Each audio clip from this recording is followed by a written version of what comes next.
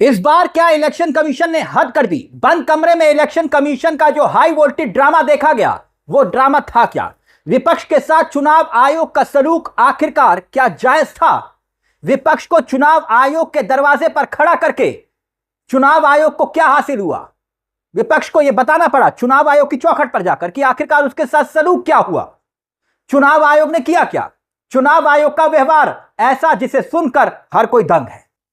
जो आरोप विपक्ष लगा रहा है, इंडिया गठबंधन विपक्ष के तमाम नेता चुनाव आयोग के दरवाजे पर कुंडी खटखटाते रह गए, मगर काफी मान मनोबल के बाद चुनाव आयोग मिलने को राजी होता है। तो हुआ क्या? राजी तो हुआ, मगर कुछ शर्तों के साथ। जो सवाल खड़े कर रहे हैं, शर्त यह कि पहले आप बताओ कि पार्टी में आपका पद क्या है। क्या ऐसी कल्पना की जा सकती है दोस्तों कि चुनाव आयोग से मुलाकात करने जब इंडिया गठबंधन के नेता वहां पर पहुंचते हैं तो उनसे उनका पद पूछा जाता है। अब यह कहा जा रहा है कि अगर आप पार्टी के राष्ट्रीय अध्यक्ष नहीं हैं तो फिर आप चुनाव आयोग से मीटिंग तक नहीं कर सकते। क्या हुआ था उस मीटिंग के अंदर? कौन से ऐसे सवाल थे? और सवाल अब यह भी खड़े हो रहे हैं कि चुनाव आयोग का यह सलूक क्या जायज है, और क्या यह सलूक चुनाव आयोग बीजेपी के डेलीगेशन, भारतीय जनता पार्टी के प्रतिनिधिमंडल के साथ कर सकता है। वैसे माजरा यह था कि बिहार में चुनाव है और चुनाव से महज 2 महीने पहले चुनाव आयोग जिस तरह से वोटिंग लिस्ट में बदलाव करने की कोशिश कर रहा है, उसी को लेकर जबरदस्त आलोचना हर तरफ हो रही है चुनाव आयोग की। और उसी मुद्दे को लेकर तेजस्वी यादव और राहुल गांधी के संदेश के साथ कल विपक्षी पार्टियों के नेता चुनाव आयोग की चौखट पर पहुंचे, चुनाव आयोग से मुलाकात करने पहुंचते हैं। तब सबसे बड़ी बात, इस मुलाकात में चुनाव आयोग का अहंकार सामने दिखाई देता है। मुख्य चुनाव आयुक्त ज्ञानेश कुमार, उनका रवैया बताया गया कि इस पूरी बैठक में जो सूत्र बता रहे हैं निहायत ही आक्रामक और कई जगह पर अहंकारी दिखाई दे रहे थे। विपक्ष के नेताओं का कहना था कि वो सुनने को तैयार नहीं थे। और सबसे बड़ी बात, जब विपक्ष मिलने के लिए पहुंचा, मुलाकात के लिए पहुंचा, तो कुछ शर्तों के साथ यह मुलाकात होती है। वोटर लिस्ट को लेकर, अपनी शिकायत को लेकर, अपनी नाराजगी को लेकर, अपने तर्कों के साथ जब विपक्ष पहुंचता है, इंडिया गठबंधन पहुंचता है, तब यह बात सामने आती है। दोस्तों 11 पार्टियों का डेलीगेशन गया था चुनाव आयोग से मिलने के लिए। 11 पार्टियों का, सोचिए, 1-2 नहीं। और इस डेलीगेशन में लगभग 20 लोग शामिल थे, मगर उनसे कहा गया कि मुलाकात तभी होगी जब हर पार्टी के सिर्फ 2 लोग अंदर आएंगे। 2 लोग, सोचिए, जिसकी वजह से कई नेता मीटिंग में तो गए नहीं। बकायदा विपक्ष के साथ चुनाव आयोग का, खास तौर पर मुख्य चुनाव आयोग ज्ञानेश कुमार का रवैया सवाल खड़े कर रहा था। मनोज झा आरजेडी के सांसद हैं, उन्होंने भी अपनी नाराजगी का इजहार किया। यानी कि चुनाव आयोग की चौखट पर ही खड़े होकर विपक्ष ने बताया कि चुनाव आयोग ने उसके साथ क्या सलूक किया।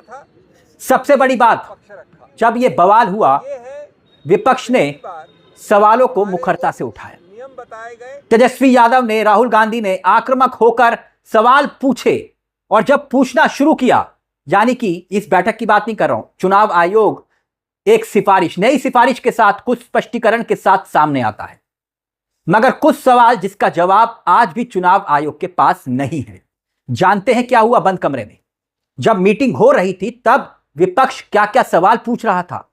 बाहर तो राहुल गांधी और तेजस्वी यादव पूछ रहे हैं, लेकिन चुनाव आयोग के पास कुछ सवालों के जवाब नहीं थे। जैसे कि 2003 से आज तक करीब 22 साल में बिहार में कम से कम 5 चुनाव हुए, तो क्या ये सारे के सारे चुनाव गलत थे? सवाल वाजिब था, क्योंकि इसी वोटिंग लिस्ट पर तो चुनाव हुए, मगर चुनाव आयोग के पास जवाब नहीं था। फिर सवाल यह भी था कि अगर आपको SIR यानी कि स्पेशल इन्वेस्टिगेटिव रिवीजन करना ही था, तो इसकी घोषणा जून के अंत में क्यों की? पहले भी तो कर सकते थे। इसका फैसला कैसे और क्यों लिया गया, और वो भी 1 महीना पहले? मगर चुनाव आयोग सवालों के जवाब नहीं दे रहा था, मौन था। SIR की जरूरत है तो ठीक है, बिहार चुनाव के बाद इत्मीनान से भी तो आप कर सकते थे रिवीजन, क्योंकि जब 2003 में यह प्रक्रिया अपनाई गई थी, तब दोस्तों 1 साल के बाद राष्ट्रीय चुनाव हुए थे, लोकसभा का चुनाव, और 2 साल के बाद विधानसभा के चुनाव हुए थे। लेकिन इस बार तो सिर्फ महज 1 महीने का वक्त है, और इसी 1 महीने में सब कुछ क्या संभव है, और इस पूरे मुद्दे को लेकर, चुनाव आयोग के रवैये को लेकर कांग्रेस के नेता जयराम रमेश वो क्या कुछ कह रहे हैं, क्योंकि वो इस डेलीगेशन में मौजूद थे लेकिन अंदर नहीं जा पाए। उन्होंने क्या लिखा वो आपकी स्क्रीन पर, और फिर उसके बाद इस पूरे मुद्दे को लेकर चुनाव आयोग कैसे बैकफुट पर अब दिखाई दे रहा है वो भी आपको बताएंगे। मगर पहले जयराम रमेश जो कुछ लिख रहे हैं वो आपकी स्क्रीन पर है। उन्होंने लिखा कि कल शाम इंडिया ब्लॉक के प्रतिनिधिमंडल ने बिहार की विशेष मतदाता गहन पुनर्निरीक्षण यानी SIR को लेकर चुनाव आयोग से मुलाकात की। पहले आयोग ने मिलने से इनकार कर दिया था। क्या कह रहे हैं जयराम रमेश कि भैया हमसे मिलने से इनकार कर दिया था, लेकिन आगे लिख रहे हैं वो, लेकिन अंततः दबाव में आकर प्रतिनिधिमंडल से मुलाकात हुई, बुलाया गया। आयोग ने मनमाने ढंग से प्रत्येक पार्टी से केवल 2 प्रतिनिधियों को ही अनुमति दी, जिससे हम में से कई लोग आयोग से मुलाकात नहीं कर सके। कौन कह रहा है? जयराम रमेश कह रहे हैं। आगे लिख रहे हैं कि मैं स्वयं लगभग 2 घंटे तक प्रतीक्षालय में बैठा रहा। पिछले 6 महीने में आयोग का रवैया लगातार ऐसा रहा है जो हमारे लोकतंत्र की बुनियादी संरक्षा को कमजोर करता है। यह जयराम रमेश कह रहे हैं। लेकिन अब सबसे महत्वपूर्ण बात वो आगे कह रहे हैं। अब यह सुनिए वो क्या लिख रहे हैं। यह बहुत महत्वपूर्ण है जो जयराम रमेश लिख रहे हैं कि भाई जब हमने इस पे आपत्ति जताई तो आयोग ने जवाब दिया ये नया आयोग है। यह सुनकर चिंता और गहरी हो जाती है। इस नए आयोग की अगली चाल क्या होगी और कितने और मास्टर स्ट्रोक देखने बाकी हैं। जैसे नवंबर 2016 की नोटबंदी ने हमारी अर्थव्यवस्था को गहरा झटका दिया था, वैसे ही चुनाव आयोग की ये वोटबंदी जो बिहार और अन्य राज्यों में SIR के रूप में सामने आ रही है, यह हमारे लोकतंत्र को नष्ट कर देगा। यह कहना है जयराम रमेश का कि नया आयोग है, जब हमने कहा कि भाई यह नियम तो गलत है। यकीनन चुनाव आयोग का यह रवैया आज कई सवाल खड़े कर रहा है दोस्तों, मगर जिस वोटिंग लिस्ट को लेकर कहा जा रहा है कि नोटबंदी के बाद वोटबंदी की तैयारी हो रही है, यानी पहले नोटबंदी हुई, देश की अर्थव्यवस्था चौपट हुई और अब तो वोट का अधिकार भी छीना जा रहा है, यानी कि वोटबंदी की बात। दरअसल हैरानी की बात यह है कि पिछले 1 दशक से हर काम के लिए आधार कार्ड मांगा जाता है दोस्तों कि आप लाइए आधार कार्ड दीजिए, लेकिन अब कहा जा रहा है कि आपको वोटर नहीं माना जाएगा अगर आपके पास जन्म प्रमाण पत्र नहीं होगा।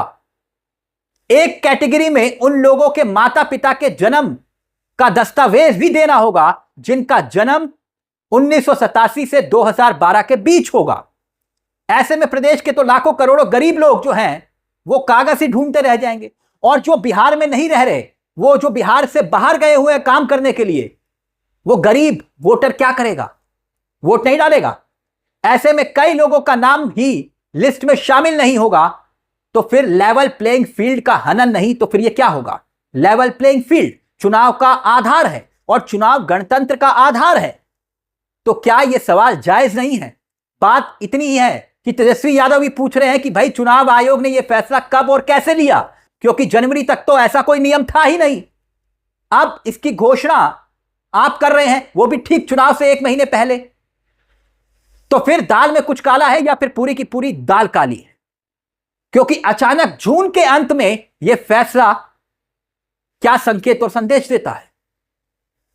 कितनी हैरानी की बात है कि बिहार में विधानसभा चुनाव होने वाले हैं और ठीक चुनाव होने से पहले चुनाव आयोग ये नए नियम को लेकर आता है, और जिस तरह से एक तुगलकी फरमान जारी करने की बात विपक्ष कर रहा है कि बिहार के लोगों को वोटिंग के अधिकार से वंचित करने की तैयारी हो रही है, खासतौर पर पिछड़ों को, खासतौर पर अल्पसंख्यकों को, क्योंकि वो वोट किसी और को देगा, विपक्षी पार्टी को देगा, तो इसलिए उनके वोट को ही काट दिया जाए, ये आरोप विपक्ष लगा रहा है।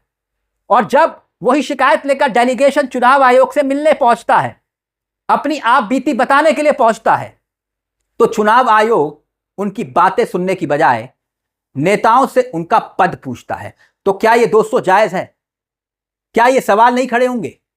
और सवाल तो सबसे बड़ा यही कि अगर यही नियम विपक्ष के नेताओं पर लागू है कि आप पहले पद पूछेंगे और फिर उसके बाद मुलाकात करेंगे, तो फिर यह नियम क्या बीजेपी नेताओं पर भी लागू होगा? यह एक यक्ष प्रश्न है। मुद्दे को लेकर आपकी क्या राय है हमें कमेंट बॉक्स में जरूर बताइएगा, और अगर हो सके तो इस चैनल को सब्सक्राइब करना मत भूलिएगा। मुझे तिलक चावला को दीजिए इजाजत। नमस्कार, जय हिंद, जय भारत।